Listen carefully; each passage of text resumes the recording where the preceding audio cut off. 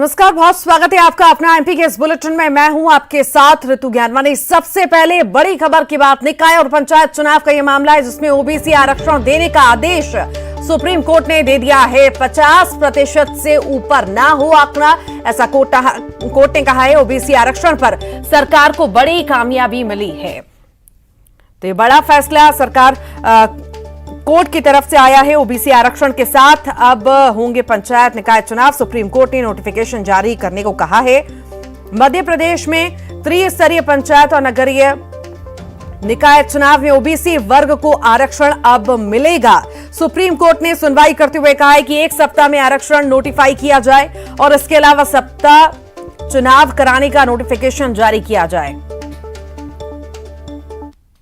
मध्य प्रदेश के advocate general हैं जिन्होंने मजबूती से मध्य प्रदेश सरकार का पक्ष रखा। सर, आपकी दलीलों से इस बार जस्टिस खानविलकर काफी संतुष्ट दिखे।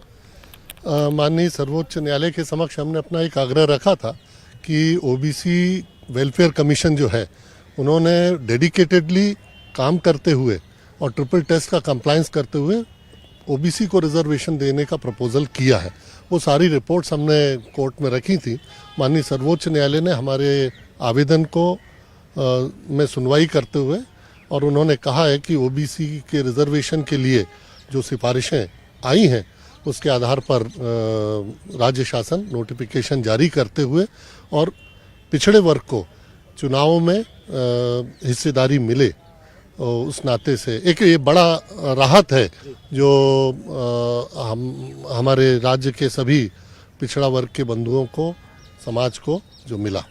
सर, 50% का जो डेटा है, जो कैप है, फिलहाल सुप्रीम कोर्ट का जो आदेश था इंदिरा साहनी का, सर कैसे इसको थोड़ा सा मध्य प्रदेश के लोगों के लिए थोड़ा बेहतर समझाएं, कैसे सीटों पर किस तरह स्टेट गवर्नमेंट इसको फिलहाल नोटिफाई करेगी? कमीशन ने, पिछड़ा वर्ग आयोग ने इसमें बहुत ही मेहनत से काम किया है और जो तीनों टेस्ट दिए थे माननीय सुप्रीम कोर्ट ने गौली के केस में, कृष्णमूर्ति के केस में, और उसमें उन्होंने कहा था कि आरक्षण किसी भी परिस्थिति में जो कैप है 50% का उसके बाहर ना जाए। तो सिफारिश भी जो पिछड़ा वर्ग आयोग की आई है उन्होंने इस पे ध्यान रखते हुए और समुचित प्रतिनिधित्व पिछड़ा वर्ग के लोगों को भी दिया है, ऐसी सिफारिश की है और उनके सिफारिश के मुताबिक वो 50% कैप का भी पालन हुआ है। तो सर, ये माना जाए कि मध्य प्रदेश के जो लीगल सेल के द्वारा एक बड़ी मेहनत और एक बड़ी तैयारी के बाद सुप्रीम कोर्ट को संतुष्ट कर दिया गया मध्य प्रदेश में ओबीसी आरक्षण को लेकर। हाँ, सर्वोच्च न्यायालय में मुख्य याचिका अभी भी विचारार्थ लंबित है, उसमें आगे सुनवाई होगी, लेकिन चुनावों के लिए एक बड़ी राहत है और पिछड़ा वर्ग आयोग ने और बहुत ही मेहनत से काम किया है और उनकी सिफारिशों को एक तरह से प्रथम दृष्टया उसमें मान्यता मिली है और अब पिछड़ा वर्ग को लेकर के चुनाव में आगे बढ़ेगा राज्य।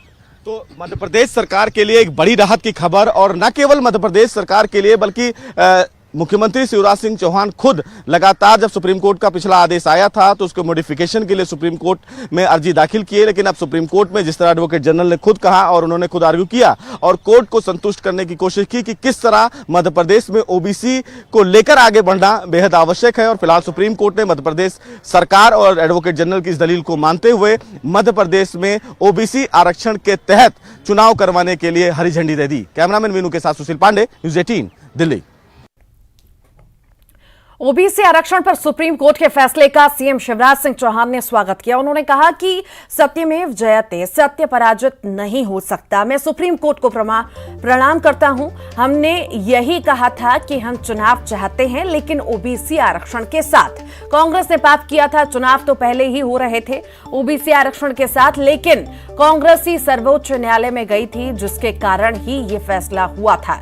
ओबीसी आरक्षण के बिना ही चुनाव होंगे। हमने हर संभव प्रयास किया, कोई कोर कसर नहीं छोड़ी। अब पूरे आनंद के साथ ओबीसी आरक्षण के साथ चुनाव संपन्न होगा। ऐतिहासिक दिन है और मैं अभिभूत हूं। सत्यमेव जयते, अंततः सत्य की विजय हुई है। माननीय सर्वोच्च न्यायालय को मैं प्रणाम करता हूं।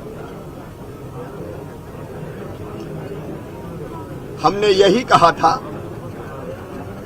कि हम चुनाव चाहते हैं, लेकिन ओबीसी आरक्षण के साथ। कांग्रेस ने एक पाप किया था, जिन्होंने षड्यंत्र किया था वो पराजित हुए। अब पूरे आनंद के साथ ओबीसी आरक्षण के साथ चुनाव संपन्न होगा और अब हम लोग चुनाव के मैदान में जा रहे हैं। तो वहीं सुप्रीम कोर्ट के ओबीसी आरक्षण पर पंचायत और निकाय चुनाव कराने का फैसला दिया है, जिसका बीजेपी नेताओं ने स्वागत किया। मंत्री भूपेंद्र सिंह ने कहा कि सुप्रीम कोर्ट ने परिसीमन 2022 को मंजूरी दी है। 1 हफ्ते के भीतर अधिसूचना जारी करने के निर्देश दिए हैं। तो नरोत्तम मिश्रा ने कांग्रेस पर निशाना साधते हुए कहा कि हमारी मेहनत रंग लाई।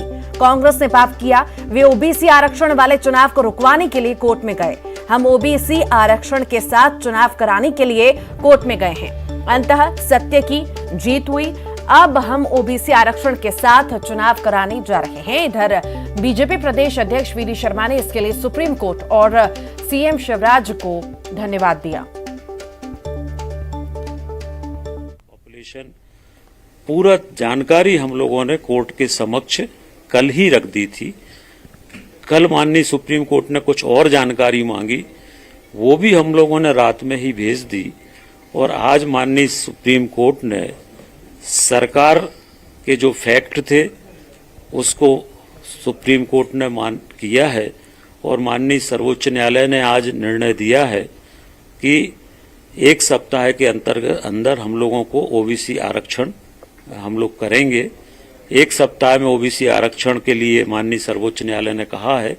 तो अब मध्य प्रदेश में स्थानीय निकाय के चुनाव ओबीसी आरक्षण के आधार पर होंगे। और कांग्रेस कह रही थी कि अब इसमें कुछ हो नहीं सकता, परंतु हमारे मुख्यमंत्री जी की संकल्प शक्ति थी, जिन्होंने अंतिम क्षणों तक प्रयास नहीं छोड़े और एप्लीकेशन ऑफ मॉडिफिकेशन के माध्यम से आज हम लोगों को ये सब बदनीति और मेघनीति ये इस पूरे प्रकरण में पिछड़े वर्ग वाले में हम सबकी ध्यान में आई होगी। अदालत कांग्रेस भी गई थी, अदालत भाजपा भी गई, हमारी सरकार अदालत गई कि चुनाव कराए जाए। कांग्रेस और कमलनाथ जी अदालत गए कि चुनाव रुकवाए जाए। अब ये बदनीति नेकनीति थी और जीत सत्य की हुई। भारतीय जनता पार्टी के जो प्रयास थे, हमारी सरकार ने, माननीय मुख्यमंत्री जी ने, जो हमारा संकल्प था कि स्थानीय निकाय के चुनाव ओबीसी के आरक्षण के साथ हों, आज हमें इस बात का गर्व है कि भारतीय जनता पार्टी का संकल्प और जो प्रतिबद्धता थी, क्योंकि हम लोगों ने तो ये कहा था कि माननीय सर्वोच्च न्यायालय ने जो निर्णय दिया हम उसका स्वागत और सम्मान करेंगे, लेकिन अगर ये निर्णय कहीं भी कुछ होता है तब भी हम ओबीसी के हमारे कार्यकर्ताओं को 27% से भी ज्यादा अवसर देने का काम करेंगे। आरक्षण का क्या मतलब? आरक्षण का मतलब न्याय, और न्याय अगर 50% मध्य प्रदेश की आबादी पिछड़े वर्ग की है तो क्या 14% जो सुप्रीम कोर्ट ने किया है, मैं इसे सही नहीं मानता। बीजेपी ने पूरी तैयारी करनी थी, जो अपनी पेश करने थे, जो पॉइंट्स पेश करने थे, जो ट्रिपल टेस्ट की रिपोर्ट थी वो सही नहीं थी, वो तो उन्होंने रिजेक्ट कर दी। पिछले जजमेंट में 7 दिन पहले सुप्रीम कोर्ट ने स्पष्ट कहा था कि ये जो ट्रिपल टेस्ट की रिपोर्ट है इसे हम स्वीकार नहीं करते। तो आज अगर 50% तक जा सके, जाने का मतलब है कि 14% होगा। 14% अच्छा है, 14% होगा, पर यह न्याय नहीं है। और इसी पर अधिक जानकारी के लिए अनुराग श्रीवास्तव भोपाल से, सुशील पांडे दिल्ली से हमारे साथ लाइव जुड़ गए हैं। सुशील, सबसे पहले आप ही के पास आना चाहूंगी, ओबीसी आरक्षण के साथ अब पंचायत हो सकेंगे। अब जो सुप्रीम कोर्ट ने नोटिफिकेशन जारी करने को कह दिया है,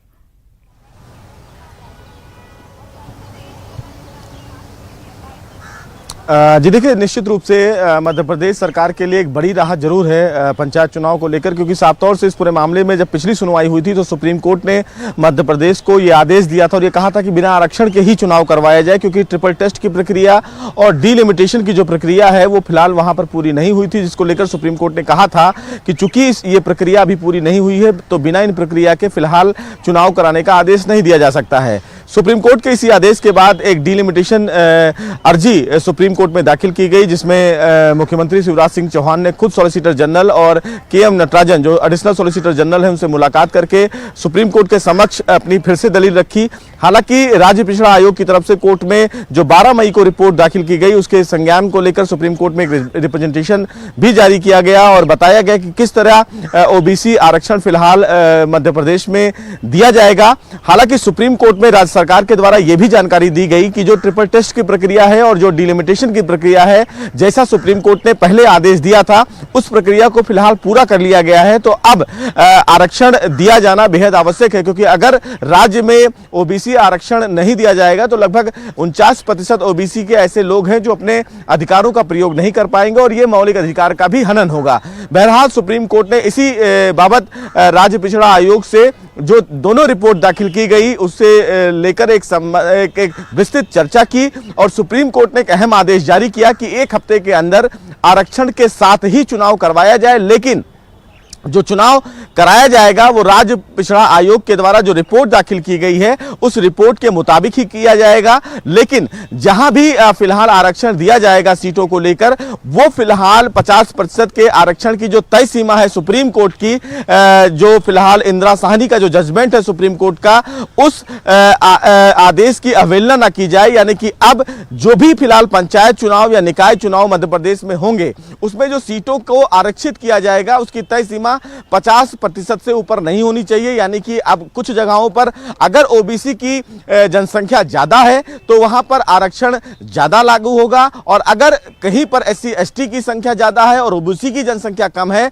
तो वहां पर आरक्षण कम होगा। लेकिन सरकार को यह मेंटेन करना है कि सुप्रीम कोर्ट के आदेश के मुताबिक 50% का जो कैप है उसको क्रॉस ना किया जाए, क्योंकि अगर 50% के कैप को क्रॉस किया जाएगा तो सुप्रीम कोर्ट ने कहा है कि हम इस मामले को दोबारा इंटरवीन करेंगे। चूंकि मामला सुप्रीम कोर्ट के समक्ष अभी पेंडिंग है, जो मुख्य मामला है, ऐसे में सुप्रीम कोर्ट ने राज्य चुनाव आयोग को कहा है कि वो 1 हफ्ते के भीतर एक नया नोटिफिकेशन चुनाव को लेकर जारी करेंगे। हालांकि राज्य चुनाव आयोग की तरफ से कोर्ट में यह कहा गया कि चूंकि समय जो है वो थोड़ा बढ़ाया जाए, लेकिन सुप्रीम कोर्ट ने कहा कि चूंकि इस मामले में मध्य प्रदेश सरकार वैसे भी काफी लेट हो चुका है, लिहाजा 1 हफ्ते के भीतर ही तमाम जो प्रक्रिया है, यानी कि जो चुनाव प्रक्रिया है, सीटों का जो अलॉटमेंट है, उन तमाम प्रक्रिया को राज्य चुनाव आयोग अपनी तैयारियों के मुताबिक आगे बढ़ेगा।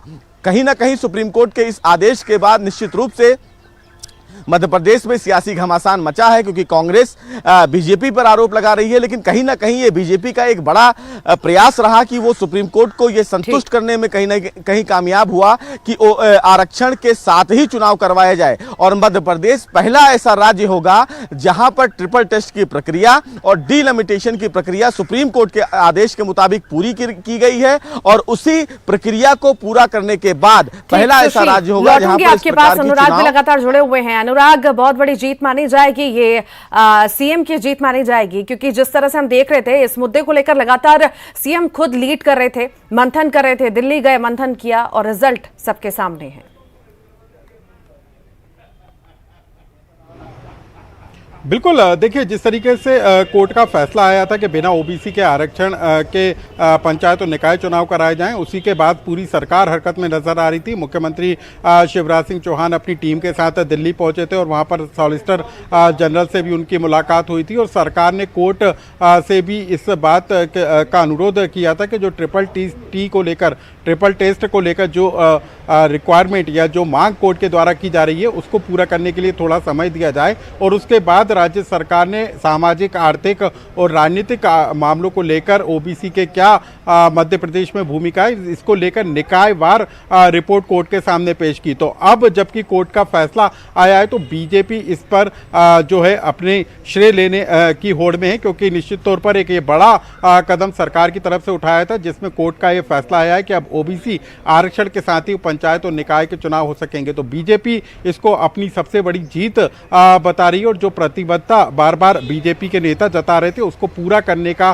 दावा किया जा रहा है। लेकिन सबसे अहम बात है कि निकायवार जो रिपोर्ट कोर्ट के सामने पेश की गई थी उसी आधार पर अब आरक्षण दिए जाने की तैयारी की जा रही है। क्योंकि जो सुप्रीम कोर्ट है उसने बोला है कि 1 हफ्ते के अंदर राज्य निर्वाचन आयोग चुनाव की अधिसूचना जारी करे, और जो रिपोर्ट पिछड़ा वर्ग कल्याण आयोग की राज्य सरकार ने कोर्ट में पेश जी। की थी, उसके तहत निकायवार आरक्षण, निकायवार यानी जहां पर ओबीसी वर्ग की आबादी ज्यादा होगी वहां पर ज्यादा आरक्षण दिया जा सकेगा, लेकिन वो 50% के दायरे के अंदर होगा। मध्य प्रदेश में अभी हम बात करें तो एससी को जो आरक्षण मिलता है वो 16% है, एसटी को जो आरक्षण मिलता है वो 20% और उसके अलावा अब जो है बाकी का जो आरक्षण है वो ओबीसी के खाते में जाता है। लेकिन जहां पर एससी और तो कुल मिलाकर शिवराज का जो संकल्प था वो पूरा हुआ, पर चुनौतियां आगे भी बहुत सारी हैं। बहुत शुक्रिया जानकारी को साझा करने के लिए सुशील, आपका भी, अनुराग आपका भी।